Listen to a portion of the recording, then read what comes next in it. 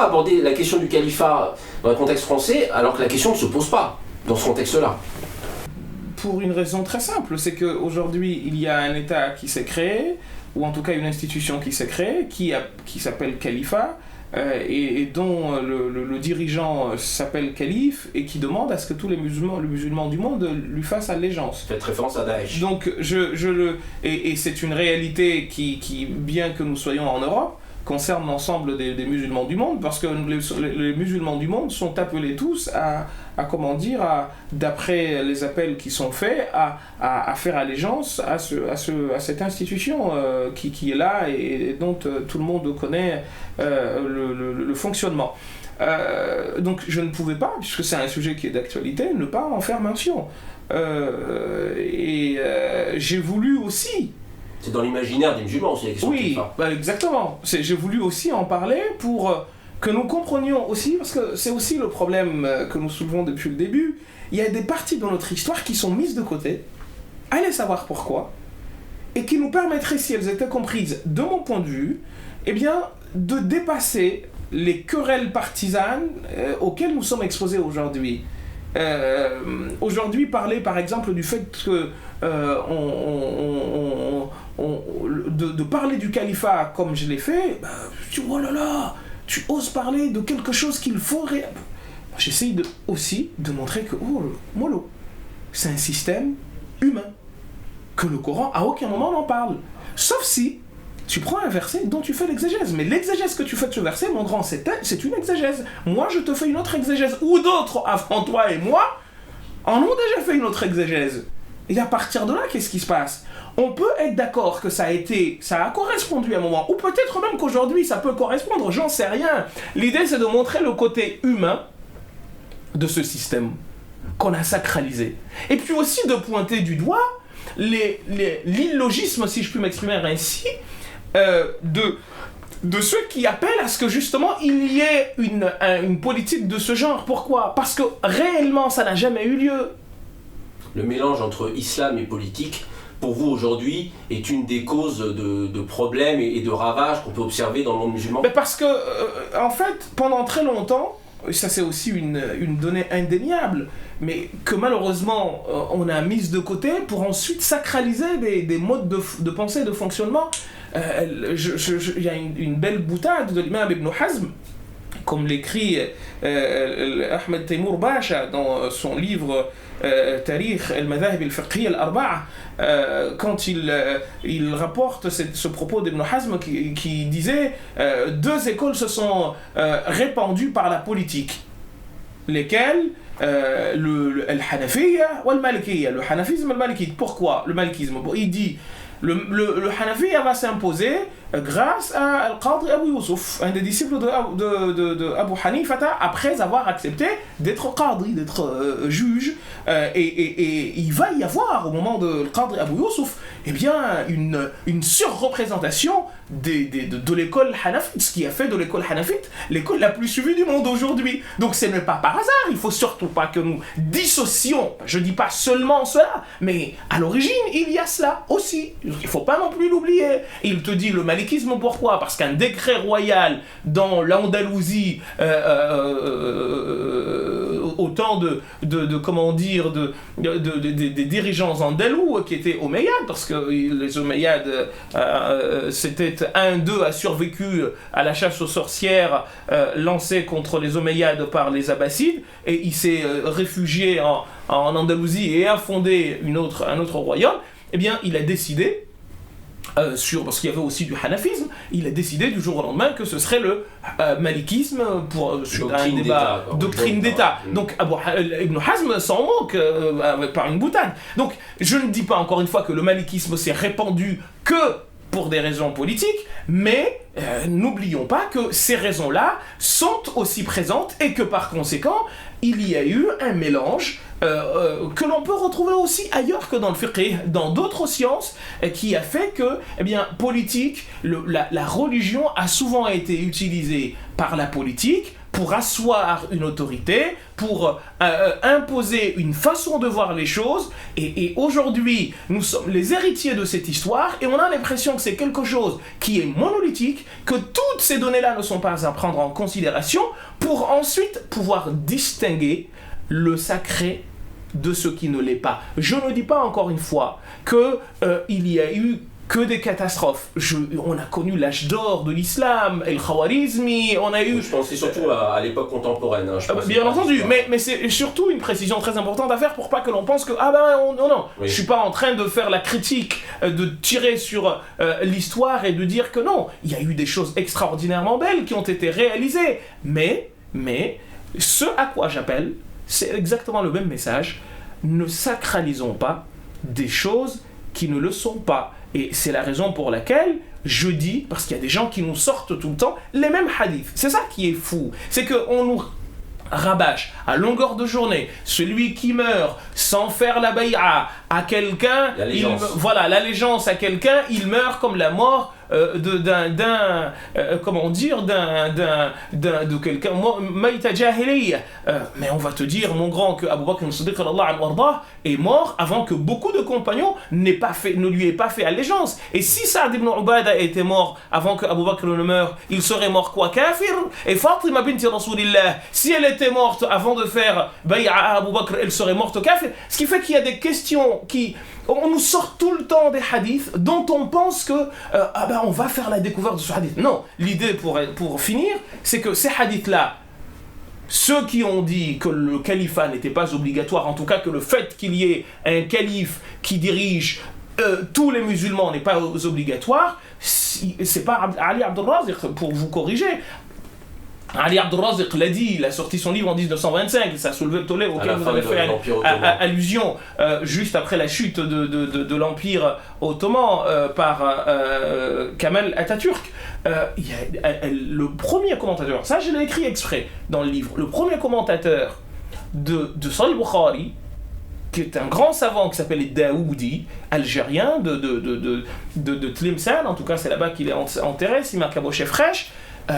Il dit clairement que El Khilaf a sunna muakkada. Il y a aussi une bonne partie de l'école, il y a certains Hanbalites qui considèrent aussi que ce n'est pas obligatoire. Je rajouterai à cela des gens comme les Mu'tazilites, à la tête desquels vous avez El-Asam, qui n'est pas un rationaliste, El-Asam, El-Fouatri, même si Ibn al-Zahabi dans son livre Siyad A'lam al-Nubala fait une descente sur El-Fouatri, mais c'est des données qui existent. D'accord. Donc Ali Abdul Raziq n'est pas venu avec quelque chose, parce qu'il y a des choses que je ne partage pas dans la façon de voir les choses de Ali Abdul Raziq, mais j'en ai parlé juste pour dire que, attention, cette question-là n'a pas été traitée par Ali Abdul Raziq le premier, c'est des avis qui existent. Alors souvent on te dit, mais Mohamed, tu es le spécialiste d'aller chercher les avis qui sont shadh.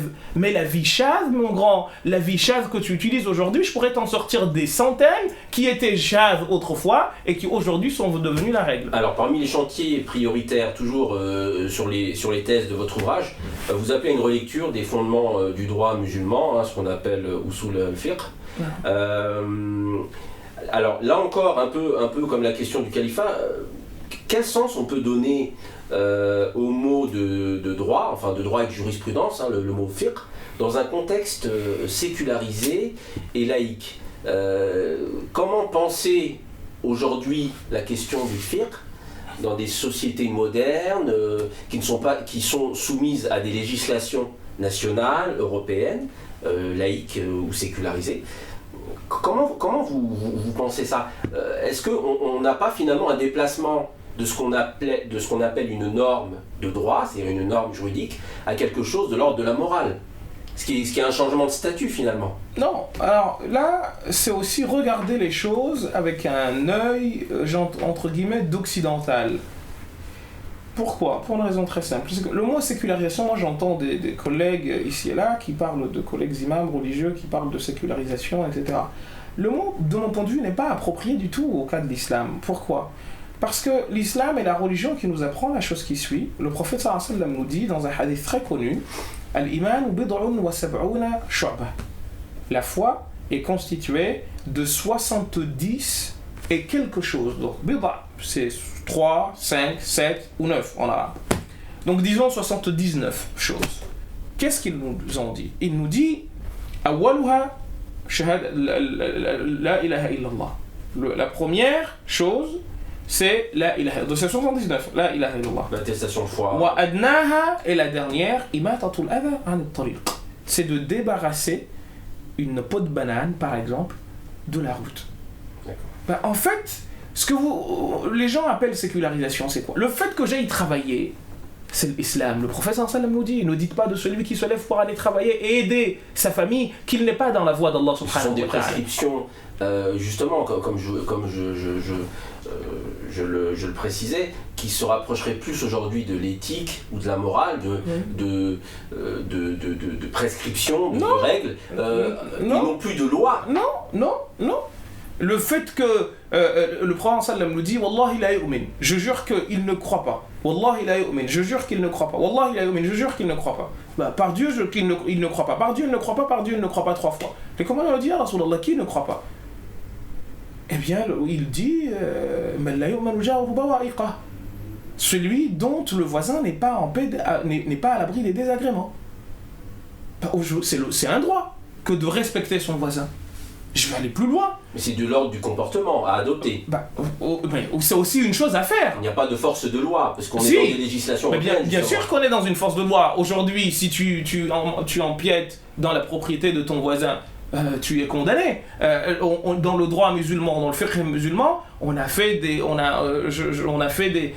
Je me rappelle quand on faisait des cours, notamment dans un livre qui s'appelle Fath al-Qarib, et d'autres, la construction, comment on construit une maison, éviter la notion de ce qu'on appelle roushan, ce que vous appelez au vent, tout cela c'est écrit dedans. La jurisprudence musulmane a plus d'1 200 000 questions.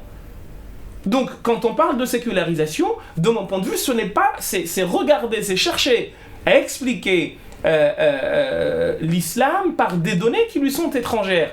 La notion de sécularisation ici, elle a eu cours. Pourquoi ? Pour une raison très simple, c'est que justement, à un moment donné, il y a eu cette opposition entre ce qui relève de la religion, de ce qui relève de l'État. On a fait la séparation de l'Église et de l'État, comme vous le savez, en 1905. Pourquoi ? Parce qu'avant, il y avait ce qu'on a appelé monarchie absolue de droit divin. En islam, il n'y a pas d'État religieux, mon frère. Il n'y a pas d'État religieux. Et pourquoi ? Parce que justement, personne n'a le droit de dire « Ah ben moi, je parle au nom de Dieu ».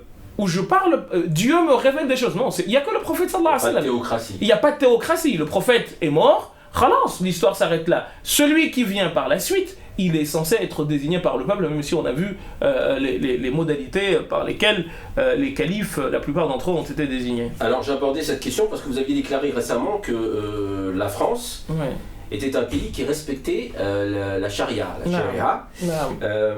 Alors, est-ce que cette affirmation de votre part est vraiment solide si on considère que le fondement de la charia est la reconnaissance de l'unicité divine, du tawhid, et que ce qui n'est pas reconnu par la République?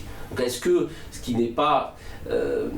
pays qui ne reconnaîtrait pas le fondement de ce qu'on appelle la charia peut respecter la charia? C'est une question que les principologistes se sont posées. Et quand j'ai dit cette phrase, qui a pu en étonner plus d'un, je l'ai dite en pensant essentiellement à ce que l'imam Al-Izz ibn Abd al-Salam a dit dans Qawa'id al-Ahkam, quand, à la page 9, volume 1, si ma capoche est fraîche, quand il a eu à définir c'est quoi sharia. C'est quoi sharia? Il donne une phrase très simple, il dit « Ash-shari'atu, la sharia, masalihun kulluha » et les intérêts dans tout son ensemble, pour qui? Pour nous.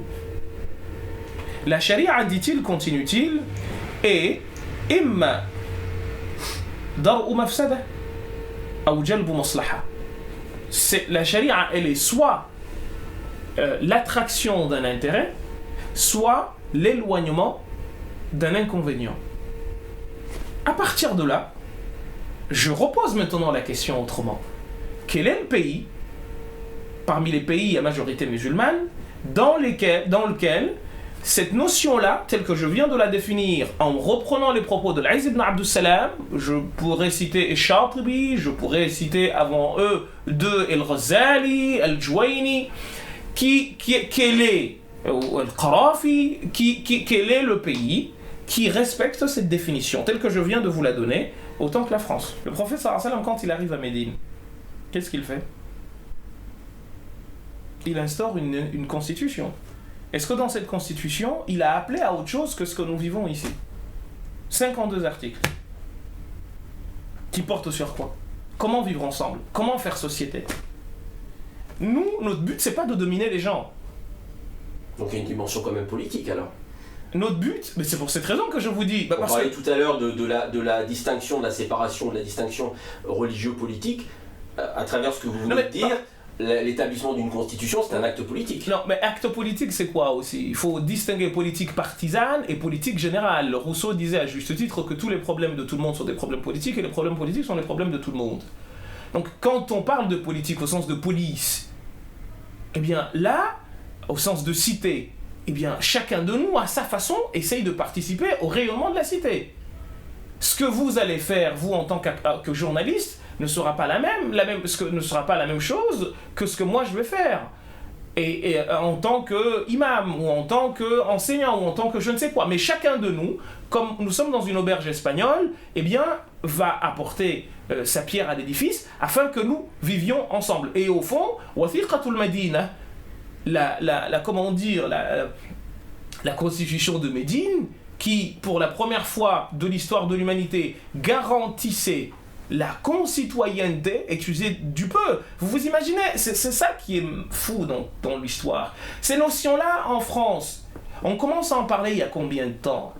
Il y a à peine 50 ans, il y a à peine 100 ans, parce qu'il y a eu un massacre ici, la Saint-Barthélemy. On a aussi fait la collaboration pour que des juifs soient tués. Donc cette notion de concitoyenneté, elle n'est pas très ancienne en France.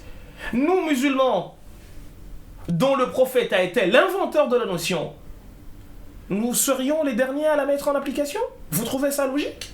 Quand il arrive à Médine, ces 52 articles portent sur quoi? J'invite tout le monde à lire Wathiqatul Medina et de comparer si le prophète sallallahu alayhi wa sallam, parce que il y a un point peut-être sur lequel on n'aura pas le temps de s'étaler, mais je voudrais quand même le soulever. C'est que le prophète sallallahu alayhi wa sallam à Médine, quand il fait signer cela, qui est-ce qui va faire que les choses vont changer? C'est pas une question de nombre. Non. C'est pas une question de nombre. C'est que le prophète sallallahu alayhi wa sallam, le pacte qu'il a fait signer à tout le monde a été rompu par une partie. Autrement, le pacte aurait été le même. C'est vraiment ce que j'ai envie que nous tirions de pas seulement dire Wathiqatul Madina. Ce qui va mettre à mal Wathiqatul Madina, c'est le fait que ce dernier va être remis en cause, va être trahi par ceux-là même qui ont signé, ou en tout cas par une partie de ceux qui ont signé. Et pour cette raison, les choses ont changé. Alors vous dites une déclaration qui est vraiment importante dans la continuité de ce que vous venez de dire. Vous écrivez « Nous sommes laïcs parce que musulmans ». C'est intéressant parce que on présentait souvent le christianisme comme la religion de la sortie de la religion. Ça, c'était Marcel Gauchet, le philosophe qui expliquait cela. Donc, vous venez de rappeler justement que l'islam, d'une certaine manière, a inventé, en tous les cas, a fait la promotion d'un modèle de laïcité. Mais alors, comment vous expliquez, puisque cette laïcité serait dans les gènes de l'islam, comment vous expliquez la prépondérance de l'islamisme dans le monde musulman? On peut être d'accord là-dessus. Je pense que dans une grande majorité du monde musulman, la dimension politique est intrinsèquement liée à la vision religieuse, que ce soit dans les conflits sunnites-chiites, que ce soit dans l'islamisme. Donc ça voudrait dire quoi? Que l'immense majorité du monde musulman aujourd'hui ignore profondément l'ADN de sa religion? Je dirais pas cela. Je dirais pas des choses aussi. Je dirais pas les choses aussi brutalement comme cela. Ce que je peux dire, c'est que on s'est éloigné, de mon point de vue, et c'est que mon point de vue, ça n'engage personne, de cela, de cet esprit de l'islam. Parce que vous avez fait allusion à un conflit, par exemple, assez intéressant. L'opposition sunnite-chiite. À la base, c'est pas une opposition religieuse. Politique, quoi. Il faut vraiment être... Aujourd'hui, ça l'est devenu. On a religiosisé un conflit qui, à la base, était politique. Un conflit qui est né de la succession au prophète sallallahu alayhi wa sallam.